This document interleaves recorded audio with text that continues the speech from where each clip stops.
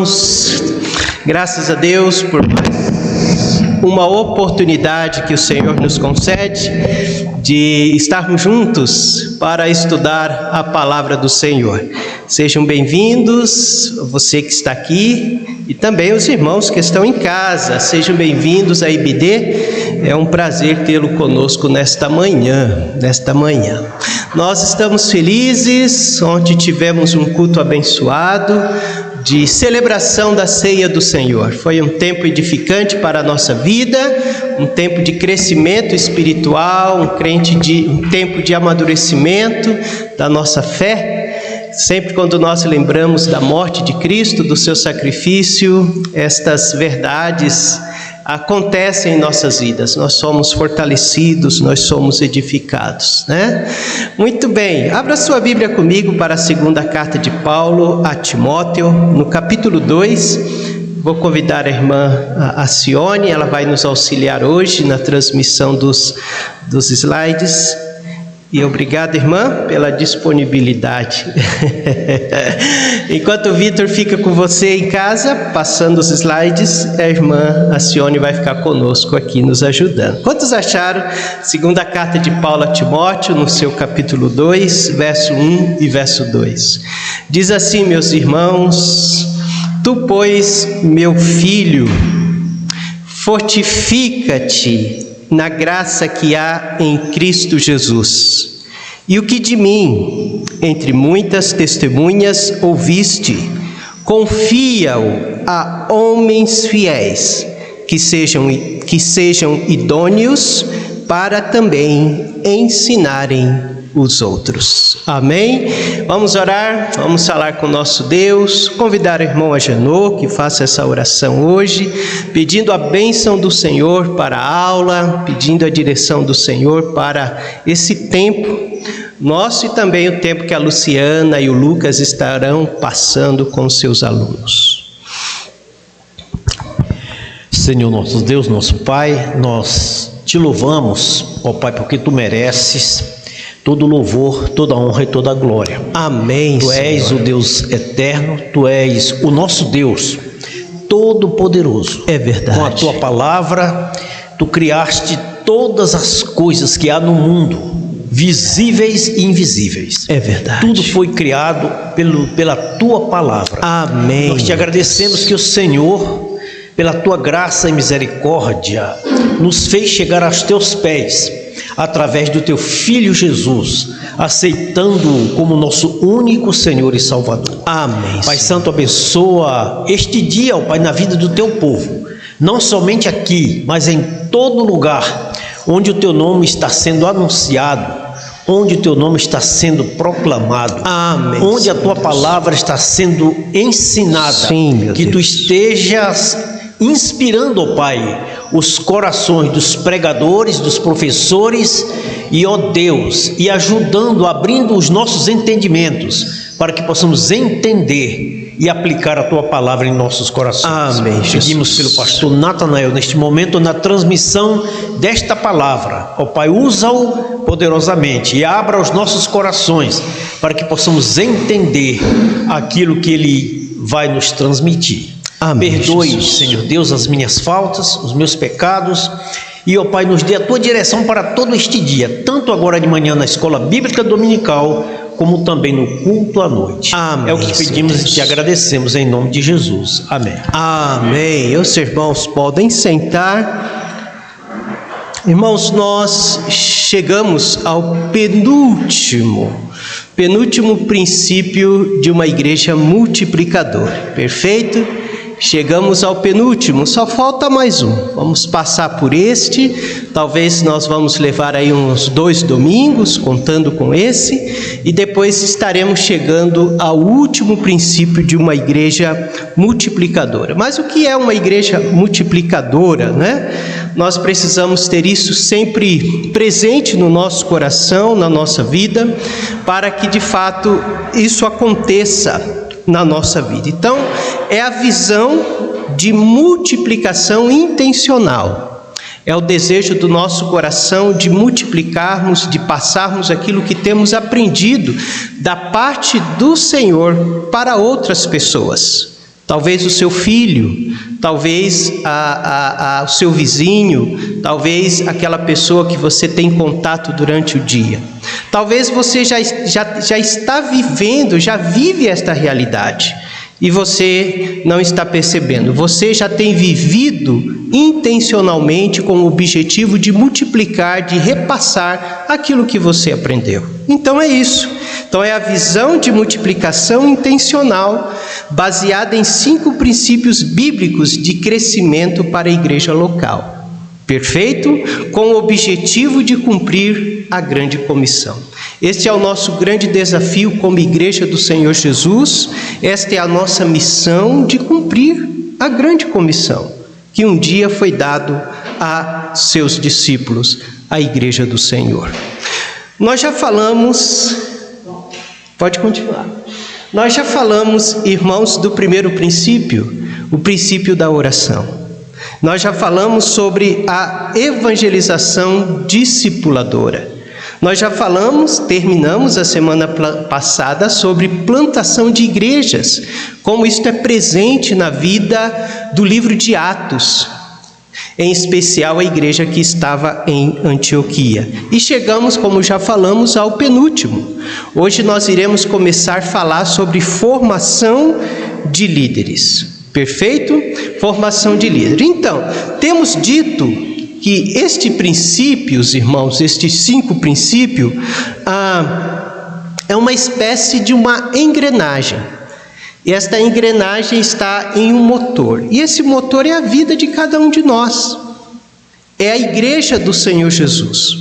Então, quando esses 5 princípios fazem parte do nosso coração, ele vai, consequentemente, fazer parte da vida da igreja.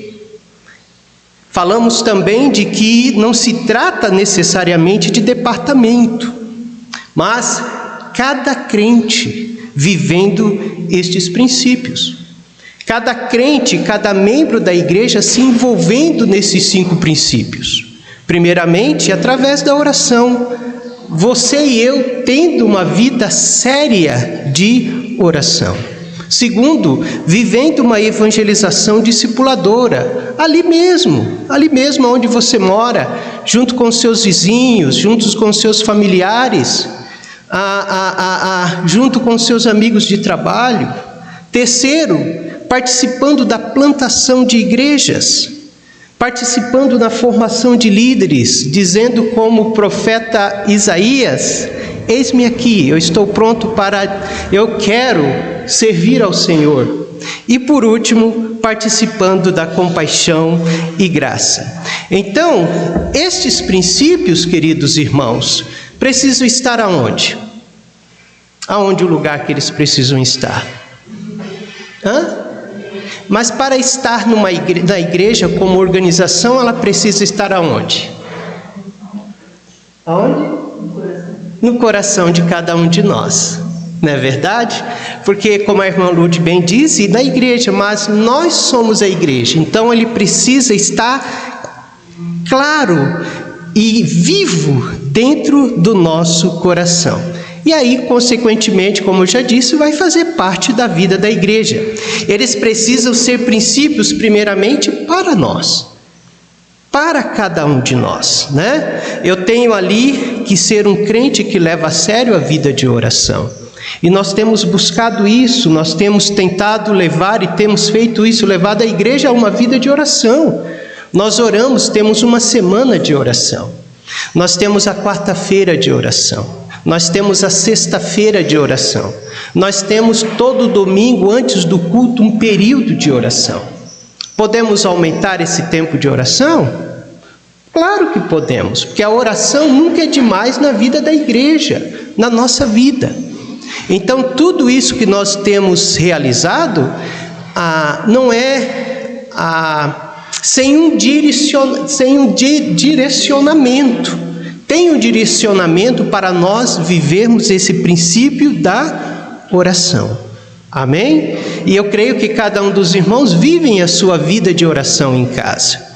E depois a evangelização discipuladora, a plantação de igrejas, a formação de líderes e o exercício da compaixão e graça. Este exercício da compaixão e graça é apenas uma pequena maneira de expressar a compaixão e graça. Nós vamos ver que a igreja em Atos, ela de muitas formas, eles viviam este princípio de compaixão e graça. Então hoje, nós iremos começar a conversar sobre formação de líderes. Amém? Amém ou não amém, irmãos? Amém. Muito bem. O que é liderança, meus irmãos? Nós precisamos definir primeiramente, ou começar definindo, o que é liderança.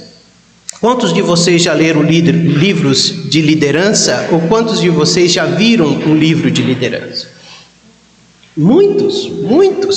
Eu tenho na prateleira, eu tenho lá na igreja, na minha prateleira de livros, muitos livros que eu ganhei. Fui presenteado por pastor Ebenezer com alguns livros sobre liderança. Eu já carregava comigo alguns livros sobre liderança. Então, muitas coisas têm sido escritas sobre liderança. Mas há uma definição de liderança no contexto de igreja local, feita por dois irmãos, obviamente crentes em Cristo e também irmãos de sangue. Estes homens, eles são escritores de livros sobre liderança. E eles escreveram um livro com o título Liderança Espiritual. O que é uma liderança espiritual? E neste livro eles colocaram a seguinte frase, uma seguinte definição para a liderança. Dá para os irmãos enxergarem bem? Eles disseram o seguinte, que liderança espiritual é levar as pessoas a se moverem de onde elas estão para onde Deus quer que elas estejam, de acordo com os planos de Deus. Isso foi escrito e dito por Henry e Richard. Não vou me atrever a falar o sobrenome deles, mas apenas o primeiro nome. Então eles disseram de que liderança espiritual é levar as pessoas a se moverem de onde elas estão para onde Deus quer que elas estejam, de acordo com os planos de Deus. Amém? Agora eu gostaria de ouvir os irmãos, o que os irmãos veem nessa definição? O que os irmãos observam? O que chama a sua atenção nessa definição de liderança espiritual? Alguém gostaria de comentar, falar? O que te chama a atenção? Irmão?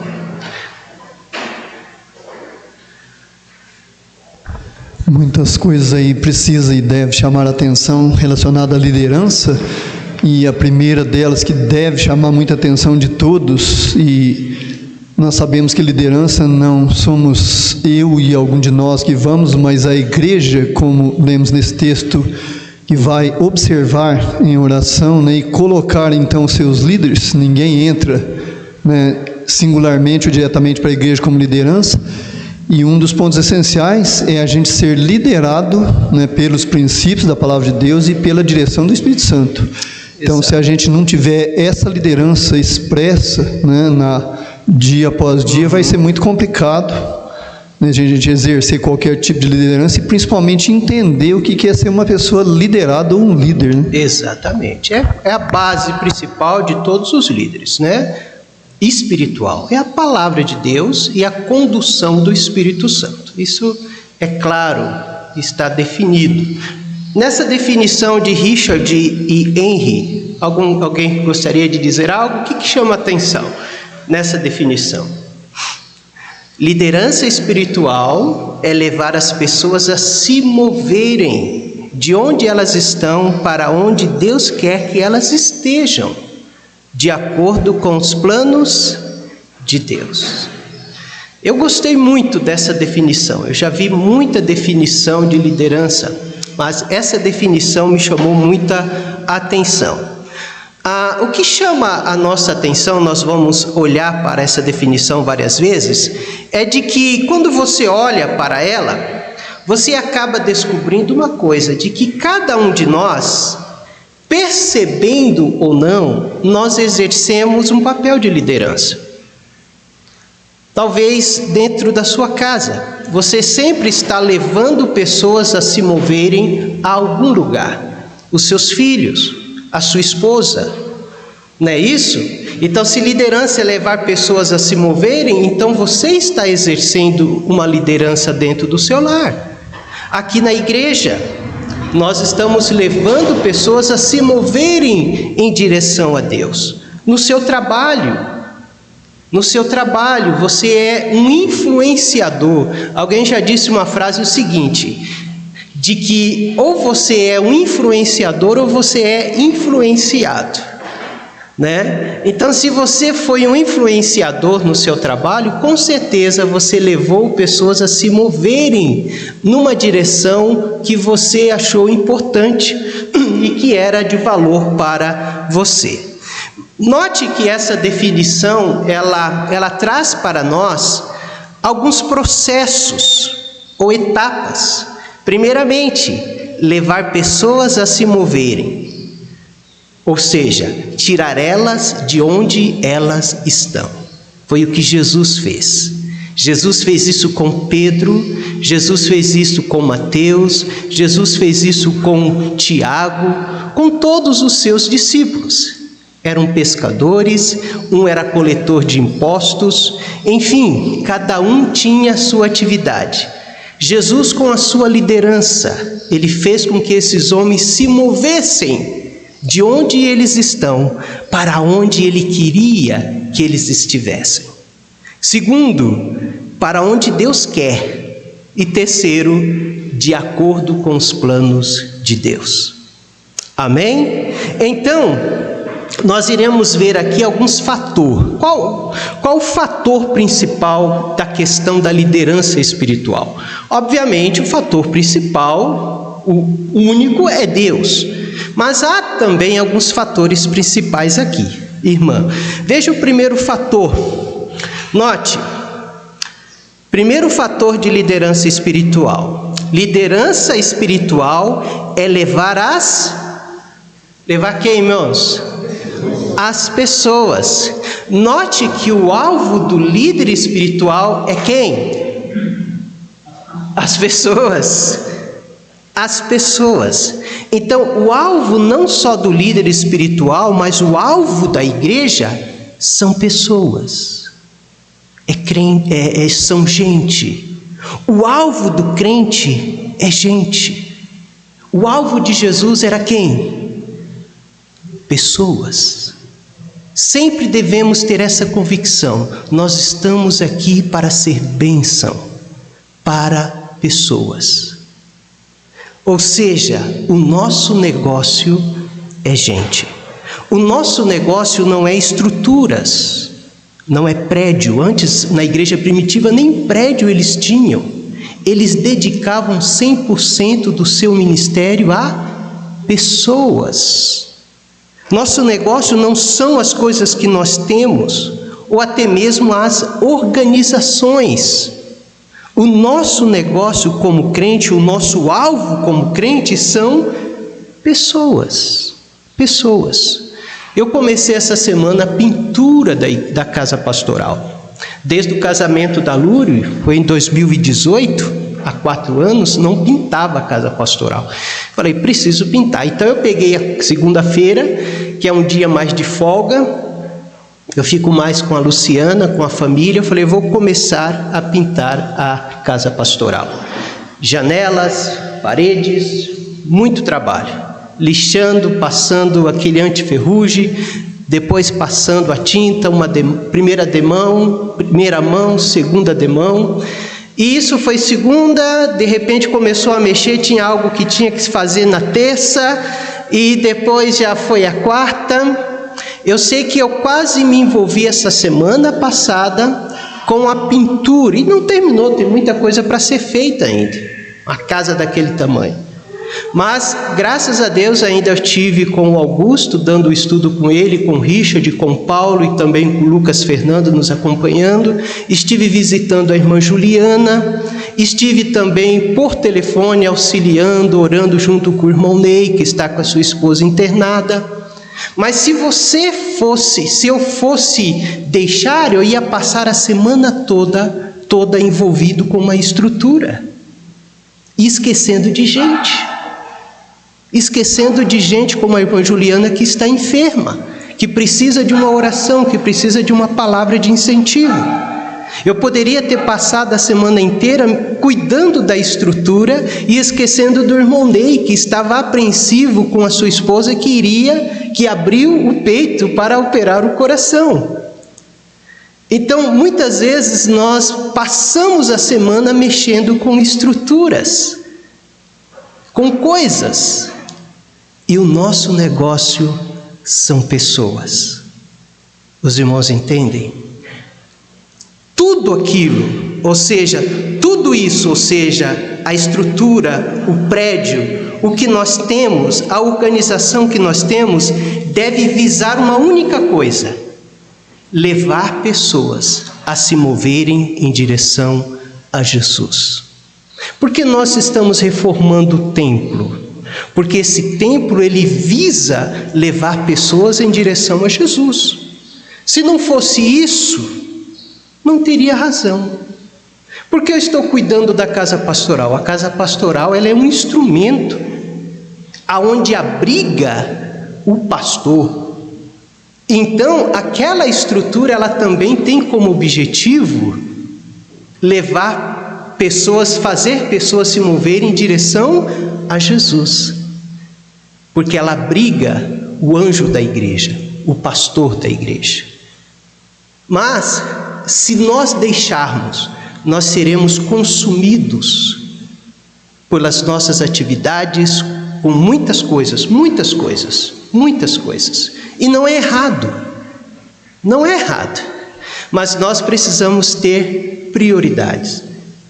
E a nossa prioridade, meus amados irmãos, falando como igreja de Cristo e como salvos em Cristo Jesus, são pessoas. Então esse é o nosso alvo como igreja, e para isso nós existimos como igreja, para pessoas que estão sofrendo, pessoas que estão precisando de uma ligação sua. Minha irmã, como você está hoje? Eu estou orando por você. Os irmãos entendem isso? Então este é o primeiro alvo de uma liderança espiritual: pessoas. A liderança espiritual é levar as pessoas. Segundo fator, minha querida irmã, qual o objetivo, né? Então, se o primeiro fator é pessoas, o segundo fator da liderança espiritual, primeiramente mostra que o nosso alvo é gente e levar pessoas. E o objetivo? O objetivo está nessa frase em negrito aí: de onde elas estão para onde Deus quer que elas estejam. Esse é o nosso objetivo, é pegar as pessoas de onde elas estão para onde Deus quer que elas estejam. Olha só que coisa interessante. Esse é o nosso propósito. E se é levar pessoas da onde elas estão para onde Deus quer que elas estejam, então significa que o nosso alvo é a glória de Deus. Porque uma vez que as pessoas estão aonde Deus quer que elas estejam, quem é glorificado? Deus é glorificado. E é tão maravilhoso saber que você está sendo um instrumento para levar pessoas a glorificar a Deus, a honrar e engrandecer a Deus, levar pessoas a aumentar a sua fé, levar pessoas a descansar em Deus. O irmão Ney, nós falando, o caso dele essa semana, apreensivo pela cirurgia da esposa, mas você liga, você ora com a pessoa então descansa no Senhor. Poxa, eu sei que Deus está cuidando. Então esse é o nosso alvo, é o nosso propósito, é levar pessoas da onde elas estão para onde Deus quer que elas estejam. E onde Deus quer que elas estejam? Estejam vivendo pela fé, esteja confiando nele, dependendo dele, esperando nele, obedecendo a ele, vivendo para ele. Então o alvo são pessoas e o objetivo é fazer a vontade de quem? De Deus, amém? Agora, terceiro, qual o nosso modo operante? Como fazer isso, Como fazer isso? A última parte, negrito, de acordo com os planos de Deus. É de acordo com os planos de Deus. Então, para nós exercermos a nossa liderança espiritual, não é de qualquer jeito. O irmão José Maria acabou de falar. É de acordo com a palavra e pela direção do Espírito Santo. Então, não é de qualquer jeito que nós exercemos a nossa liderança e nem a liderança da igreja. É segundo os padrões e os planos de Deus. Amém? Veja que definição. Mais um slide, irmã, fazendo favor.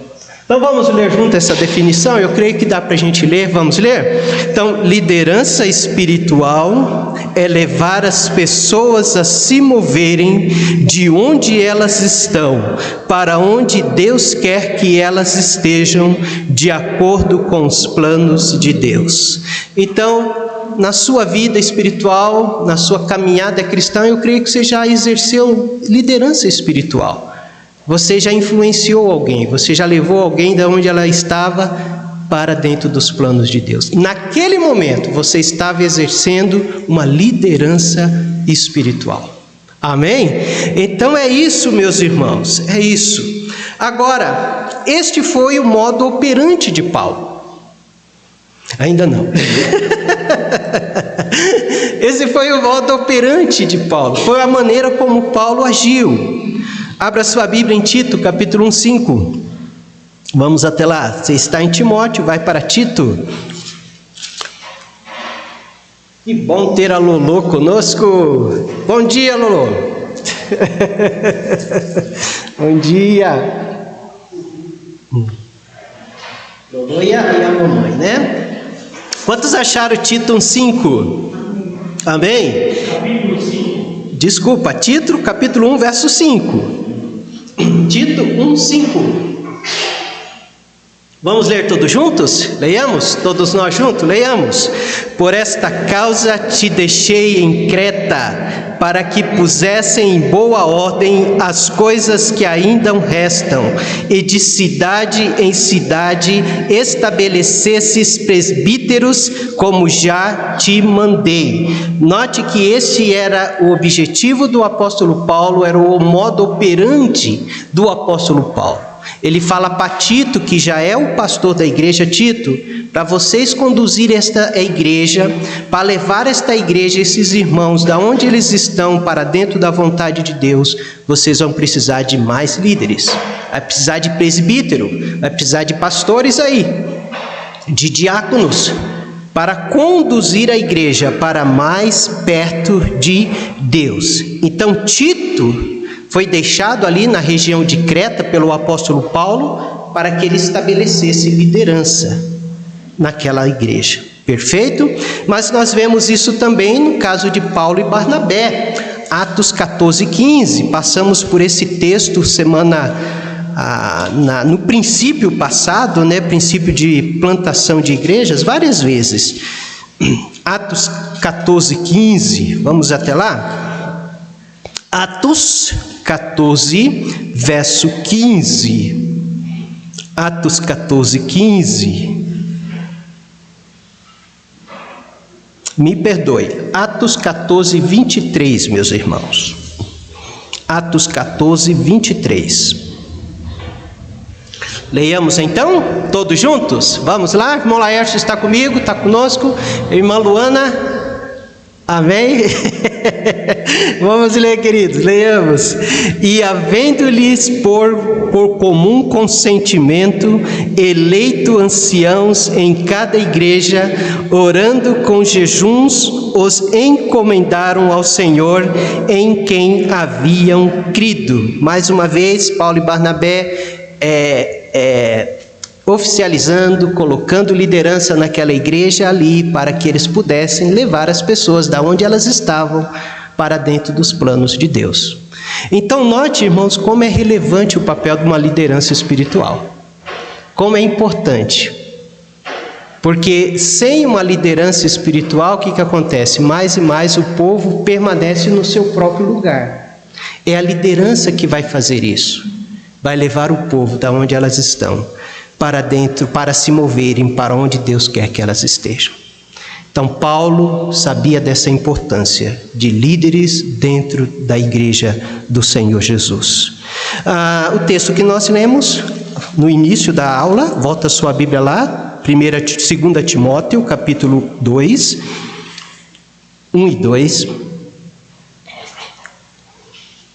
Aqui, mais uma vez, Paulo havia deixado Timóteo na igreja em Éfeso, e agora ele orienta a Timóteo a estabelecer líderes naquela igreja.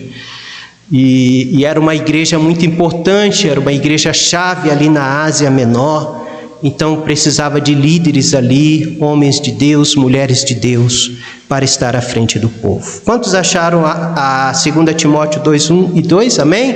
Vamos ler todos juntos novamente? Vamos lá, bem alto, em uma só voz, leiamos. Tu, pois, meu filho, fortifica-te na graça que há em Cristo Jesus. E o que de mim, entre muitas testemunhas, ouviste, confia-o a homens fiéis, que sejam idôneos para também ensinarem os outros. Qual é a fonte de poder do líder? Verso 1. Vamos? A graça de Deus. Paulo está dizendo ao pastor Timóteo: Timóteo, a tua força está na graça de Deus. Tu, pois, meu filho, pastor, homem de Deus, fortifica-te. Então, se nós somos líderes, aonde está a nossa força? Na graça. Uma vez que Timóteo, então, fortalecido pela graça, ele então vai instituir líderes ali. Passa aquilo que eu ensinei a você para homens de Deus, e esses homens de Deus vai confiar, vai ensinar outros homens de Deus. Eu vejo aqui aquilo que nós aprendemos no segundo princípio, o relacionamento discipulador. Eles se relacionavam um com o outro, passando a vida, a palavra e a vida de um líder, né? Isso é maravilhoso. Então, meus irmãos, liderança é fundamental. Uma liderança capacitada e preparada pelo Senhor. Amém? Olha só, gerações conseguem se perpetuar na medida que líderes são levantados. Líderes são levantados. Na medida que líderes vão se cansando e vão morrendo, se outros não forem vindo, o que acontece? Então, na medida que líderes antigos, grandes homens de Deus vão se cansando, vão chegando à idade, muitos deles vão morrendo. Se outros líderes não forem levantados, preparados constantemente, paralelamente à igreja, o que acontece? A igreja morre, a igreja sofre, né? Então, mais do que nunca, nós precisamos investir em homens de Deus e mulheres de Deus, porque é a maneira pelo qual Deus conduz a sua obra e leva outros, como diz, que leva pessoas a se moverem de onde elas estão para onde Deus quer que elas estejam. Este é um grande papel do líder. Agora, o último slide. George Barba. Quem foi George Barba? Esse homem, ele era um pesquisador. E ele começou, é americano, um homem de Deus, ele começou a pesquisar dentro das igrejas dos Estados Unidos o porquê estava havendo um êxodo. O que é um êxodo? Saída. Por que estava havendo a saída de pessoas de dentro das igrejas? Por que muitas igrejas nos Estados Unidos estavam poucos jovens, poucos adolescentes, casais mais novos não estavam na igreja? Estava havendo um êxodo, pessoas saindo das igrejas. Então ele começou a pesquisar e ele começou a chegar a algumas conclusões, e uma das suas conclusões é esta que nós iremos ler neste momento. Veja o que ele concluiu, uma das suas conclusões. Ele disse: o êxodo corrente nas igrejas é atribuível parcialmente à saída de leigos que possuem habilidades, dons e experiências de lideranças. Estas pessoas de quem a igreja precisa tanto, estão deixando a igreja porque não suportam mais uma liderança sem visão e que não as envolvem. Que coisa! Ou seja, ele constatou de que a liderança que havia dentro da igreja, primeiramente, ela não tinha uma visão de crescimento, uma visão de expansão, uma visão do rei, uma visão do reino. Segundo, além de não ter a visão, eles não envolviam, porque também não tinha como envolver os novos que estavam chegando, porque não havia no que envolver. Então as pessoas estavam chegando naquela igreja, passava algum período, falava: se você está acompanhando alguém que não sabe aonde quer chegar, não vai chegar a lugar nenhum. A pessoa fala: mas aqui eu vou procurar um lugar onde haja visão, onde haja uma expansão, onde haja os líderes daquela igreja sabem aonde quer chegar. Ele contactou isso. Isso nós precisamos ficar atento com isso, meus irmãos, porque nós podemos perder a visão do reino. Sim ou não? Nós podemos perder a visão da ordem da grande comissão. Nós podemos perder a visão da razão de estarmos aqui como igreja do Senhor Jesus. E o que faz a igreja é movimentar, envolver esta visão do reino. Perfeito? O que acontece quando a igreja passa a não ter mais visão? A igreja passa a existir para se manter apenas. E ela perde totalmente o encanto dos novos que estão chegando. Não podemos, de forma alguma. Temos que ter um grande alvo para a glória do Senhor. Precisamos ter um grande desejo e uma grande visão do Senhor. Porque tem pessoas que estão atrás de um grande propósito. Tem pessoas que querem servir a Deus. Tem pessoas que Deus tem chamado para dizer: eu quero servir a Deus. E se nós não apresentarmos para estas pessoas um grande desejo, uma grande visão, uma grande paixão do nosso coração, as pessoas não irão nos acompanhar. Os irmãos entendem isso? Isso é claro para os irmãos? Isso é uma realidade? O que os irmãos acham sobre isso? Eu vejo os irmãos tão calados nessas aulas, eu vejo que alguns nem concordam com aquilo que eu estou falando. Mas graças a Deus, tudo o que eu estou falando, eu estou tirando da palavra de Deus. E eu estou com a minha consciência limpa de estar ensinando esses 5 princípios para os irmãos. Porque eu sei que são princípios que vêm da palavra de Deus. E se nós verdadeiramente adotarmos estes princípios para a nossa vida, primeiramente, antes de ser da igreja, ser minha, nós iremos fazer muita diferença aonde nós estivermos. Amém? Continuando, alguém gostaria de dizer algo? Ainda não tem, esse é o último, querida. É o último. Então, para concluir, na medida que a gente, irmãos, preste muita atenção nisso, na medida que a gente perde a visão do Rei, de Cristo e do reino, na medida que a gente não sonha mais os planos de Deus, nós vamos nos tornando desinteressante. Não há interesse.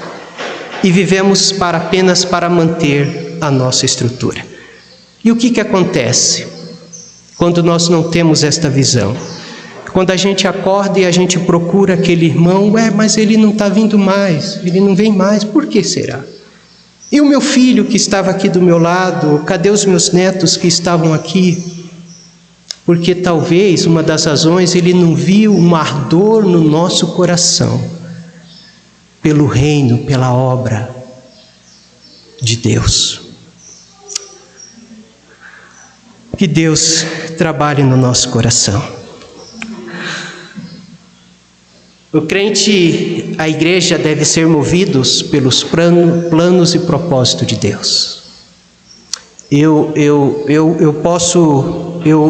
como líder, e tem outros homens comigo, meu sonho ainda. Eu sonho grandes coisas para esta igreja ainda. E nós vamos chegar lá em nome de Jesus. O dia que os irmãos disserem, pastor, nós não queremos mais o Senhor, eu estou indo embora. E Deus tem outro ministério para mim, com certeza. Ele sempre tem. Mas enquanto os irmãos quiserem que eu permaneça aqui com a minha família, eu sempre vou continuar sonhando. Então, quais os sonhos da primeira igreja batista bíblica para esta cidade? Você que acompanhou os primeiros líderes desta igreja, qual era o sonho deles quando eles começaram este trabalho? Qual foi o primeiro sonho do pastor Valdemiro? Cadê o sonho daquele homem? Qual foi o primeiro sonho dos primeiros líderes?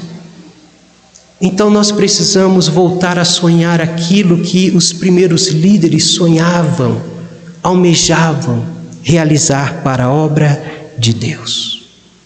Nós precisamos sonhar de novo, ver pessoas salvas pelo Senhor Jesus Cristo. Amém? Nós precisamos sonhar novamente a igreja envolvida e abençoando crianças, adolescentes, jovens, famílias nessa cidade. Ontem eu fui levar o Lucas, a hora que terminou a ceia, irmãos, mas quando nós chegamos no centro, a cidade agora à noite não é mais dos jovens, não, é das crianças, pré-adolescentes e adolescentes. Não sei quantos dos irmãos já passaram do centro esse horário. Ferve, tudo menininho, sentado nos bancos, menino com menino, menina com menina, se beijando, se abraçando. Tem uma adega que fica aberta até tarde e só vê garotinho desse tamanhozinho saindo dali de dentro com um copão de bebidas. Azul, uma cor azul, eu vi ontem vários. Então, serviço temos, muito trabalho aqui.